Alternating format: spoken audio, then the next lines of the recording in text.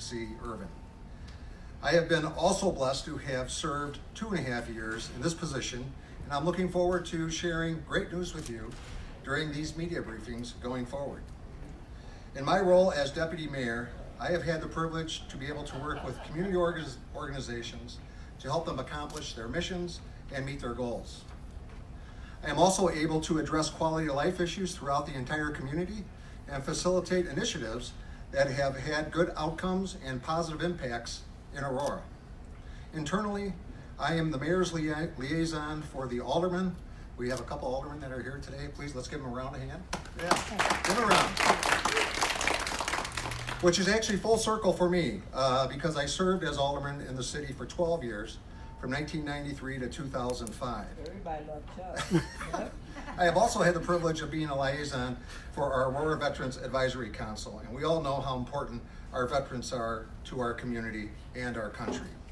So now, once a month, we get to merge a number of these areas together and share some good news here at the media briefing, which will be held on the second Thursday of each month at 4 p.m. I promise not to keep you any longer than 20 or 30 minutes, and each time we will focus on a specific community initiative, provide a platform for community partners to share information, and have a brief spotlight for our aldermen to share upcoming events for the month ahead and to honor a local veteran or veterans organization. If people are interested in joining us or sharing information, they can go to our website, and that website is www.aurora-il.org/deputy-mayor. Go to that website and fill out the recommendation form, and we'll take things from there. That form will go to Clayton, the mayor's office of communications, and Clayton and I and the mayor will sit down each month and go through any sort of application or interest in having to appear here at this briefing. Now, this is probably the most I'll personally talk each time because it's really about our community, and this is what this is all about. So let's get started. Our first topic today has garnered a lot of discussion over the past month or so, and that is municipal electrical aggregation. So I would like to just give a little background for those of you who aren't familiar with aggregation. Back in 2012, the voters of Aurora approved a referendum that allowed the city to offer electrical aggregation to its residents. After the referendum was approved, the city aggregated once in 2012 to First Energy and again in 2014 to Homefield Energy. Well, the city of Aurora is pleased to announce that it's resuming its municipal aggregation program. The program features a 100% green energy program for residents who are currently served by ComEd. This aggregation program fits into our sustainability plan of using renewable energy and at the same time being financially responsive to our residents. Many of our residents have already received enrollment information from Elego. I personally have taken several inquiries from residents regarding questions or seeking clarification as it pertains to the program. You have to remember, it's been several years since we aggregated. A lot of new people have moved into the community, and a lot of people that went through the program previously have forgotten about it. So knowing that there are questions out there and people need more clarification, we've invited representatives from Elego and from our consultant, Progressive Energy Group, here this afternoon to provide a status on the aggregation program. Here representing Elego is Alexander Rosenblatt, and here representing Progressive Energy is Sean Ajazi. Gentlemen, will you please come up? Yeah, give them a round, please.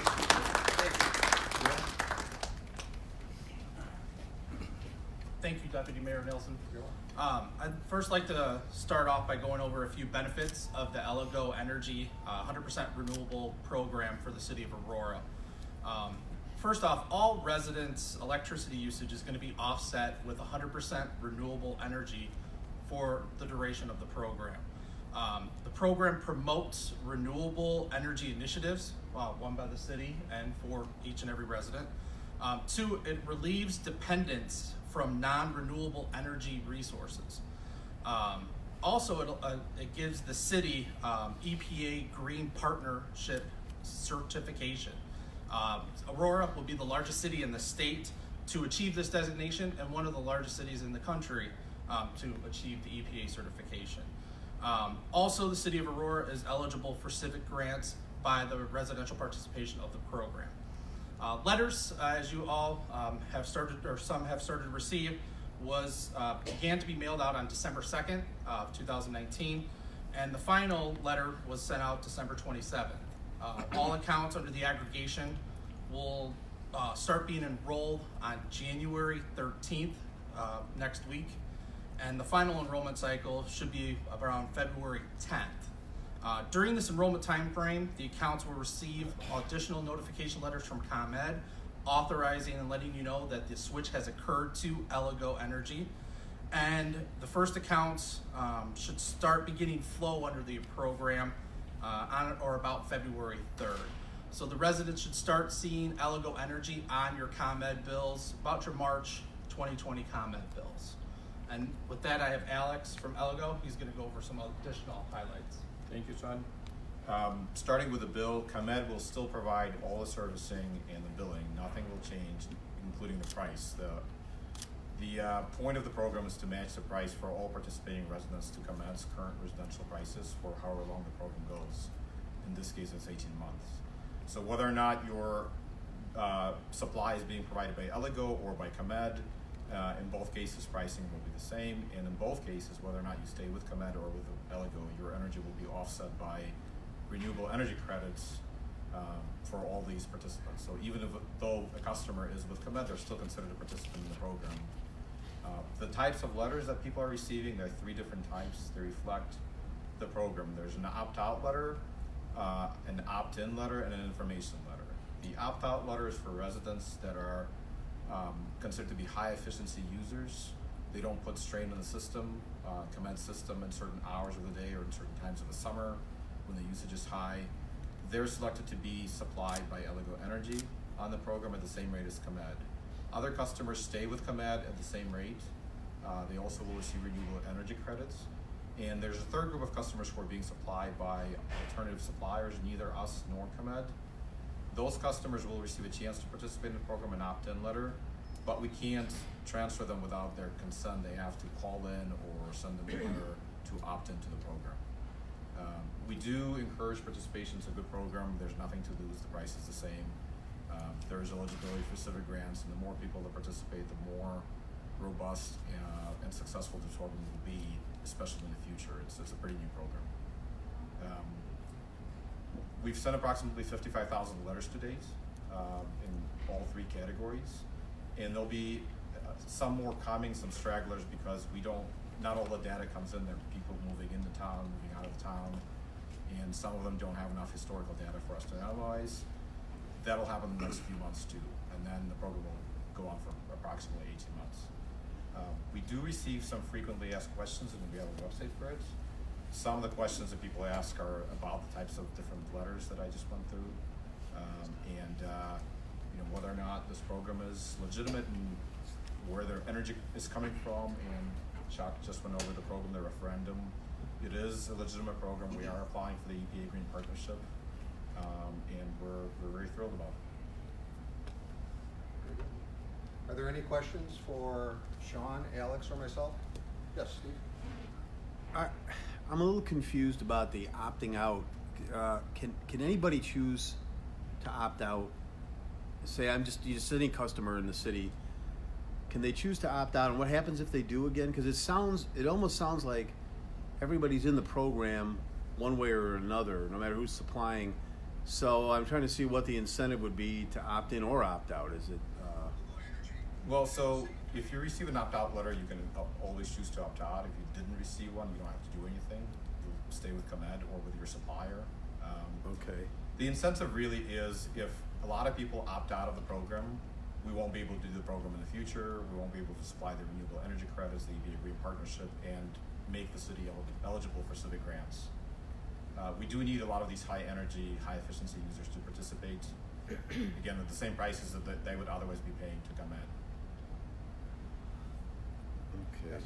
How is the green energy obtained? Can you be a little more specific? Is it coming from windmills or Sure. solar panels or both? Or? Good question. So it's a combination of wind farms in the Midwest, and the bigger source is called recycled energy.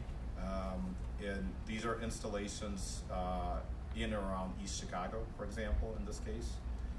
What they are in this case, they're using excess manufacturing heat, or even instead of flaring off blast furnace gases into the atmosphere like they used to do 10 years ago, 15 years ago. When you drive down the Indiana border, you saw perhaps these flares. Well, they try not to do that anymore, but in fact convert it into electricity, put it back in the system. Question. Alderman Garson? The residents, when they receive the letter you mentioned, what is the next step they have to do? They have to consent? They So- want to be to add in this program, or automatically they want to be in there? So it depends on what kind of letter they receive. If they receive the opt-out letter, there's going to be and sometimes an envelope to send back a coupon to opt out. Those people will be automatically included. They don't have to do anything. Another group of people who have contract with a supplier potentially, they have to consent. They have to say, yes, I want to be a part of the program, because we can't change their contract for them. And a third group of people will remain with ComEd. They can come into the program if they want to. They'd have to ask us, but it makes little difference for them because they'll still receive the green energy offset, and they'll still pay the same ComEd price. They're just staying with ComEd. Yes, sir. How is it decided who receives what letter? Data analytics. We use, we call it big data, but we look at historical usage, really, and determine when and how people use their energy. And we're able to buy certain energy in the market cheaper at certain times than ComEd can. So at the same time, it's possible in other companies send the letters or knocking doors, things like that? We warn customers that nobody should answer their doors. We don't. That's not the case. It's even, I think, in the letter on our website that nobody from the city or from us will ever come to you or call you to get you to switch to anything. And there's not much we can do about that. Other companies can, in fact, come in and make customers switch with a cheap bait and switch offer potentially. We do warn the customers not to do that and encourage more participation in the program. Yes. What has been done to help the seniors who may have a little concern? I mean, with all the spam that's going on, that's happening with our seniors. My question is, can we as elected officials work now with our seniors, since you're making the announcement on today? Because I'm concerned with the seniors. Anything come in the mail, I knock at the door, they're not going to respond. So that's the concern that my resident would have, is that they're afraid. So what have you done to help with the fear? Well, I might be able to address that. thank you, Chuck. So I think the options of the program are such as, if you decide to, if you don't respond at all, if you throw the piece of paper away, you're guaranteed, even if you're going into the program, you're guaranteed to pay the same price as ComEd. And this program will last 18 months. And once the program is over, either we'll go into a new aggregation program or you'll be referred back to ComEd. So there are safeguards in place.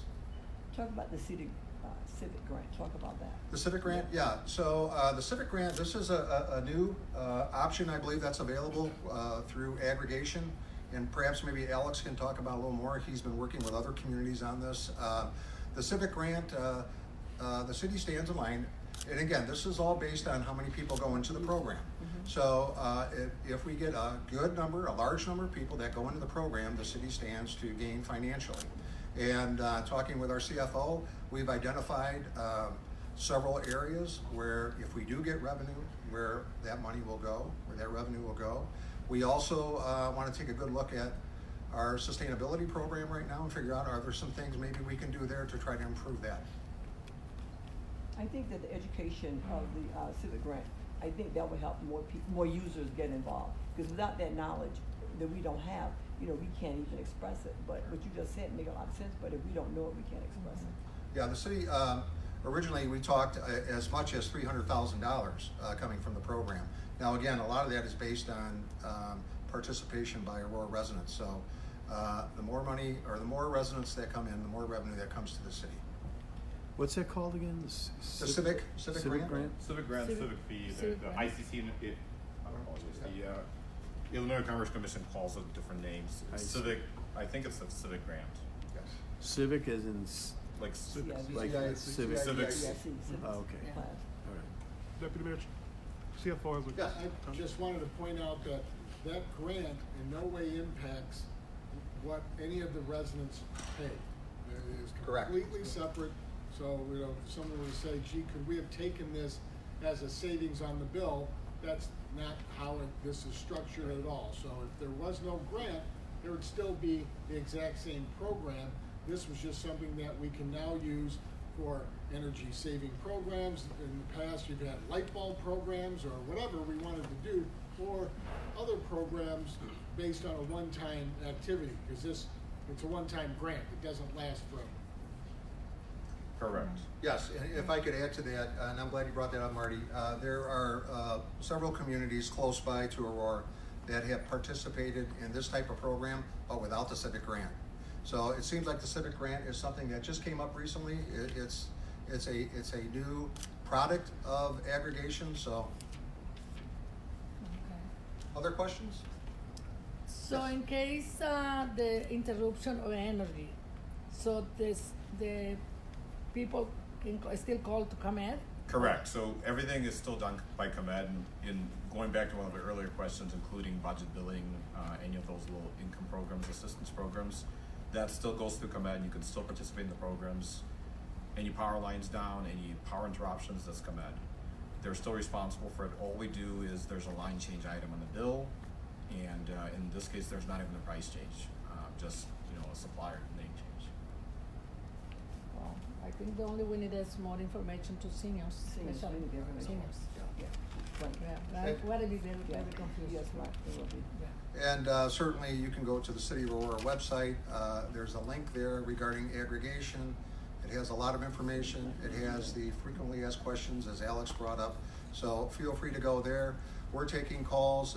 I would recommend, though, that if our residents do have any questions, to call Eligo directly. Our customer service center has been getting some calls, and they've been doing a terrific job. They have been briefed in terms of the program. They know most of the answers, but if you really want to talk to someone directly, we ask you to call Eligo, please. What's that number again? The number? Good question. We have a specific number that's listed in the letters, and I don't want to give you our general number because there's a number set up for people specifically trained on this program, and I can look it up in a second. Okay, yeah, we'll get back to you on the number, yeah. Yeah, because Good question. probably the questions and the seniors gonna be, in case they get, they consent to be part of this, is some kind, in case they wanna cancel in the middle of the term. So there's a fee? No, nobody in Illinois No? is allowed to charge a termination fee anymore this year, but there's absolutely no fee in this program. Yeah. It's a good question. Yeah, again, there's a lot of, I think, again, because of the lapse, since the last time we aggregated, there's a lack of clarification out there, and I think that we just need to get out there and get the information front and center in front of our residents. But again, there's no risk at all by going into this program. Actually, the benefit, there are two benefits. One, we sustain our goal of becoming a green power community, and we also have the opportunity to get a civic grant. Yeah, but before we move to the next topic, although it's in every letter that every person received, and it's on the website and social media, the phone number is 708-629-1264. Or simply 256-INFO, and our folks will get you right to this number in just a second. Thank you, Clayton. Thank you, gentlemen, very much. Thank you. I think Alex and Sean will be hanging around. Are you guys going to hang around for a little bit in case anyone has any questions? They can go directly to them. So our second topic, this month, for our community partner in Alderman's area, we are merging the two. Ward 7 Alderman Shakita Hart Burns is here with us today, and she's going to talk about two exciting events. On Sunday, January 19th, she is sponsoring the MLK weekend. As you know, please come up, Shakita. As you know, the city's 35th annual MLK ceremony will be held Monday, January 20th at 6:30 p.m. at Wabansie Valley High School. We have an inspiring night planned for the community with some empowering speakers and performers, and a great way to honor our youth in Aurora who are following Dr. King's footsteps for service. You can find all the details at www.aurora il.org/MLK. On the day before, there were programs led by on the day before, there will be programs led by St. John, is it the AGAP? Agape? Agape, thank you. Thank you. The Agape Connection and Maine Baptist, they'll be running programs as well. I'll turn it over in a few minutes to Alderwoman Hart Burns and her special guest. Alderwoman Hart Burns. Thank you so much. Yes, indeed, we're very excited to be celebrating the life and legacy of Dr. Martin Luther King Jr. He has truly been a trailblazer, and we're trying to keep that dream alive. And the way that we do that is by doing continuous programs for our communities, but everyone is welcome. We all know the story. He had a dream, but we're keeping that dream alive. And first we have Pastor Hawkins here from St. John. He's the pastor of St. John AME Church. And the Agape Connection has been doing what we call a beautiful program, keeping the dream alive. And this year it's going to be done on Sunday, January 19th, 12:30, and they will be doing it at the Hyatt.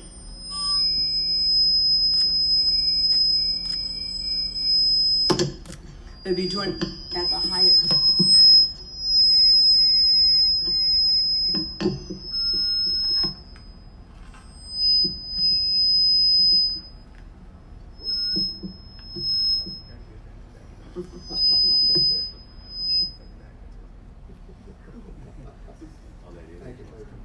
They'll be done at the Hyatt. Pastor, would you join us? Thank you very much. Thank you, Alderman Hart Burns, and good evening to all of you. For 19 years, Agape Connection, Inc., agape meaning love, will be having its annual King Day celebration. And our King Day celebration supports our Sankofa program, which is a Saturday school. It's a historical and cultural program that we provide for persons within our community. And we've been doing this for over 19 years. So we want to thank you for your support, the City of Aurora for its support, and especially Alderman Hart Burns and Alderman Jenkins for the help that they have given us throughout these years. So we want all of you to come. The tickets are only $75. It's a fundraiser. It's a fundraiser. So we ask all of you to come. We are almost at sold out, as a matter of fact. So we invite you to come and share with us at the Hyatt in Lisle at 1 o'clock on the 19th of January. Thank you for this opportunity. Thank you too. All right. And then we have with us the pastor of Maine Baptist Church, my brother, Pastor Dr. Julian Spencer, as well as my sister, Cynthia. I'm sorry, y'all. We got something going on over here, y'all don't know. But Cynthia Miller, we're talking about King's Day, a program that she's been doing for 34 years here in Aurora. And it's all with the youth. The kids are involved. We have different choirs that may come to sing, but it's a dynamic program, and it would not have been going this long legacy as it has been without Cynthia and Pastor Spencer. Please receive Cynthia and Pastor Spencer. I'll stand with you and support. Good afternoon. Actually, in 1987, I thought it was necessary that we do celebrate Dr. King here in the city of Aurora. At that point, no one was doing it. So I decided to use youth and form a choir that we had. It was called the Voices for Excellence. 3 years ago, I decided to retire. I wouldn't let her. But the retirement didn't last. So I'm still working with the program. I do not do the youth choir anymore, but we do bring in people who will be presenting a program at 6:30 at Maine Baptist. Maine Baptist and Mount Olive are the two churches that have actually allowed us to utilize it. This is a free program, and it has always been a free program. We look forward to seeing you there on Sunday evening at 6:30. We look forward to having you. It's a wonderful program. It's a great opportunity for all of us in the city to celebrate Martin Luther King's legacy musically. So get ready to come and tap your feet, sing along with us. And if you feel it, you can dance too. So we're going to have a good time. I would love for you all to come and share. Thank you all so much. We're looking forward to seeing all of you out there. By show of hands, you know, you're doing in school. By show of hands, how many of you are going to be there? I see you, Dan. I see you, B. But thank you all so much for this time and space. Look forward to seeing you all at both of those programs. Thank you. Thank you.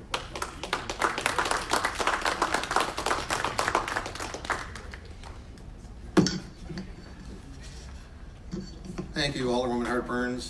Very nice. Pastor Hawkins, Pastor Spencer, and Cynthia, thank you very much for everything you do to make this a better community. Thank you. We'll conclude today's media briefing, as we do every month, by honoring veterans. At least we hope so. Today we are honoring veteran Jim Bolton. Jim, you want to come up? Give me a hand.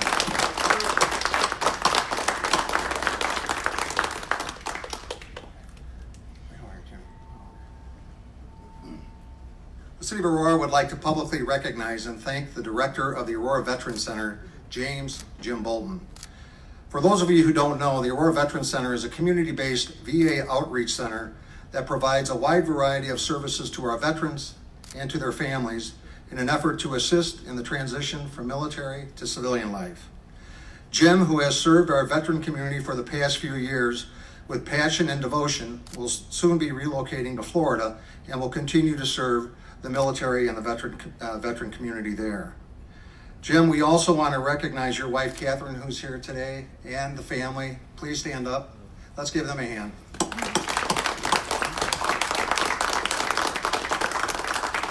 Like any military family, we want to recognize your sacrifice for allowing Jim to do what he's doing, and that is, again, like the two pastors, making Aurora a better community. So, Jim, it's my honor on behalf of Mayor Irvin to present you with this plaque from the City of Aurora. And I know we have another. Dan, come on. Dan's a veteran. Come on up, Dan. Are there any other veterans in the room? All right, Dan, come on up. So, Jim, this is a Mayor's Award of Excellence. It's honorably presented to you, James Bolton, for faithfully serving Aurora veterans and their families as director of the Aurora Vet Center. Thank you for your commitment to our heroes. You are valued and appreciated. Signed by Richard C. Irvin. Thank you so much, Deputy Mayor. You're welcome. Take it.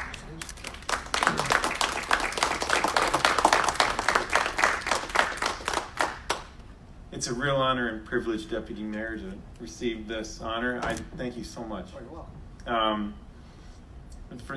As Deputy Mayor had just said, I came to the Aurora community 3 years ago. I had served 11 years active duty in the Army as a behavior health officer. And at that unique time and place, Aurora had an opening.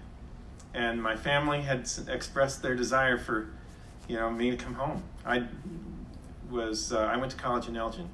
So coming back to Aurora was a step in the right direction. So in any case, I'd never lived in Aurora before, but I was looking forward to being part of the community, meeting veterans, helping them readjust to the pressures of life after their military service. The Aurora Vet Center has 4 counselors in addition to myself, and an outreach staff, point of contact, and an office manager. I didn't anticipate, being in the Army 11 years, I had a general idea of what that life was like. But then when you meet people in your next door neighbors, because if you don't know, the Deputy Mayor, he's a veteran also. Oh, a neighbor. Right. Not a veteran. Oh, that's right, Yeah. neighbor, right. But in any case, no, you develop a unique understanding of what veterans went through in the Vietnam War. You develop a unique understanding of, they got out 4 years ago, but what's going on in their life now that the military's, how it's impacting them now, and how can they adjust better, and how can you be a part of that? It's been an honor and a privilege to be a part of that. readjustment, helping our community veterans and their family members. The Aurora Vet Center currently provides services to around 250 veterans and their family members in the greater Aurora community.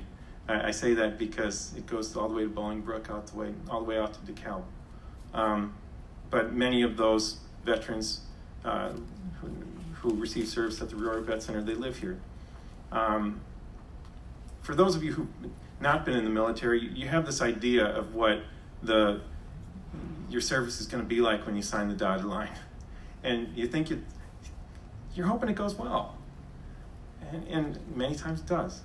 But there are certain things that can happen during your military service that you get stuck on. And it can be traumatic for many people. So we had a going away party last night, and I got to see many of those veterans that I've talked with over the years, past 3 years, and it just was very touching. And I was reassured that I made the right decision, that coming here was great idea. I'm in the Illinois National Guard now, and I'm being attached to a unit in Florida. That's the primary reason why I'm going to Florida. I fully intend to return. Last night, even before last night, but last night was reassuring to me evidence that not only am I welcome back here, I want to fulfill and finish what I started by coming back here and continue to help veterans in Aurora and outside of Aurora.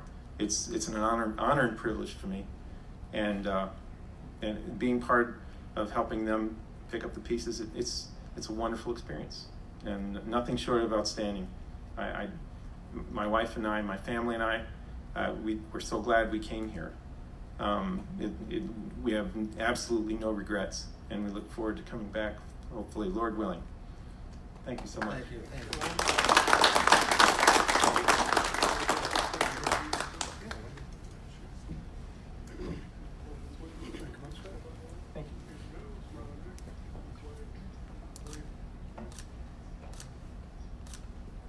We'll give another round of applause to Jim Bolton.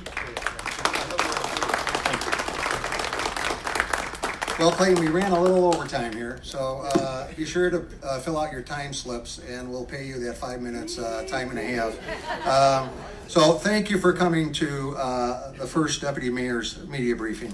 Again, if any community partner is interested in joining us, they must go to that website. And again, I'll repeat it, www.aurora-il.org/deputy mayor, and complete an interest form. And we can't honor every request, but we'll certainly do our best. Thank you, everyone, for coming, and have a pleasant evening. Thank you.